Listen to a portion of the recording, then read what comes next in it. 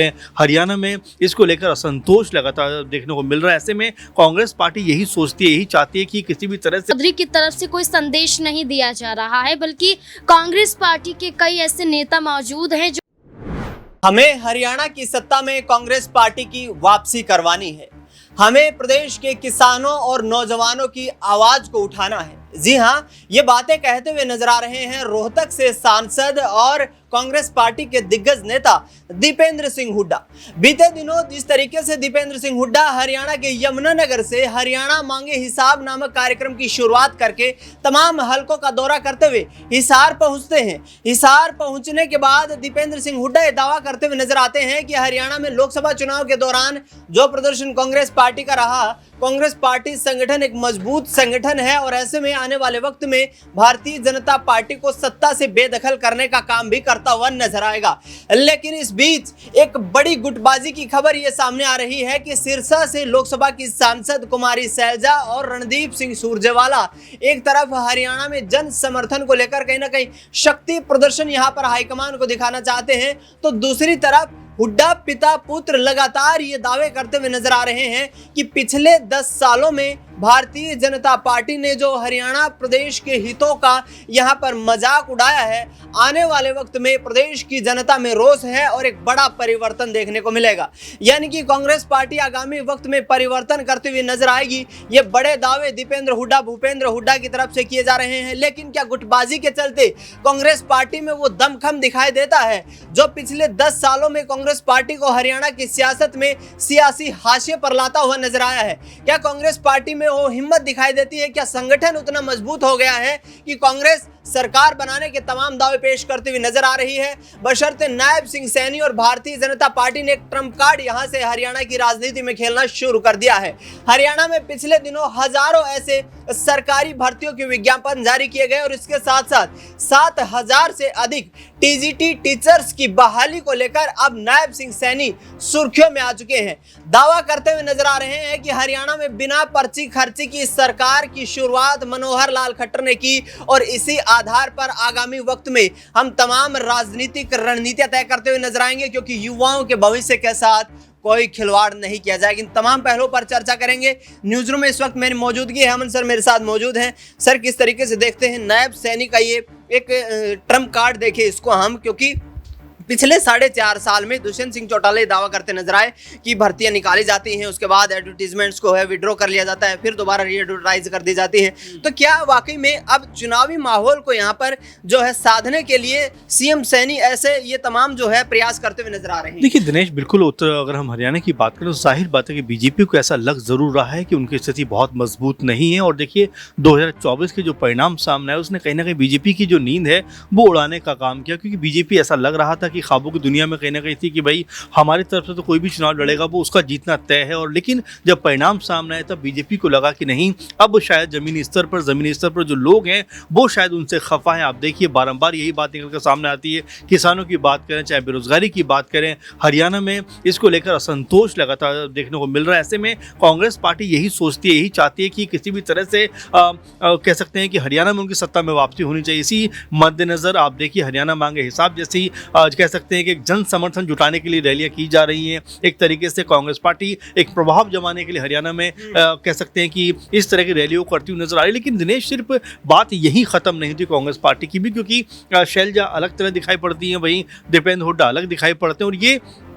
अलग अलग ध्रुवों पर जो खड़े हुए दिखाई पड़ते हैं। इससे कांग्रेस पार्टी के कमजोर होने की संभावना बहुत ज्यादा नजर आती है, क्योंकि अगर ऐसा होगा तो एक बार फिर बीजेपी यहां पर कह सकते हैं कि अपनी जो बाजी है वो मारती हुई नजर आ सकती है। क्योंकि कांग्रेस पार्टी के अंदर अगर ये खेमेबाजी खत्म नहीं हुई तो आप जाहिर मान के चलिए, क्योंकि जब किरण चौधरी बीजेपी के अंदर शामिल हुई थी उस वक्त भी उन्होंने ये बात कही थी कि अगर हरियाणा में सीएम का उम्मीदवार कोई कह सकते हैं मजबूत है तो वो शैलजा है, दीपेंद्र हुड्डा नहीं है। हरियाणा में जिस तरीके से राजनीतिक समीकरण इस वक्त बनते हुए नजर आ रहे हैं, भारतीय जनता पार्टी के दिग्गज नेता और पूर्व प्रदेश अध्यक्ष रामविलास शर्मा ये कहते हुए नजर आ रहे हैं कि हरियाणा के 3 लाल जो कि काफी प्रख्यात हैं, चौधरी बंसीलाल, भजनलाल और देवीलाल। उन तीनों परिवारों के बड़े चेहरे हमारे साथ भारतीय जनता पार्टी संगठन में मजबूत हैं और इसी के साथ हम सत्ता में वापसी करते हुए ये यूं कहें कि जीत की हैट्रिक लगाते हुए नजर आएंगे। नाजमीन मेरे साथ मौजूद है। नाजमीन, दीपेंद्र हुड्डा का ये कहना कि गलती हो जाती है, नाराजगी हो सकती है, लेकिन किरण चौधरी जो है फिर से कांग्रेस में वापसी करेंगी, क्या कोई उम्मीद दिखाई देती?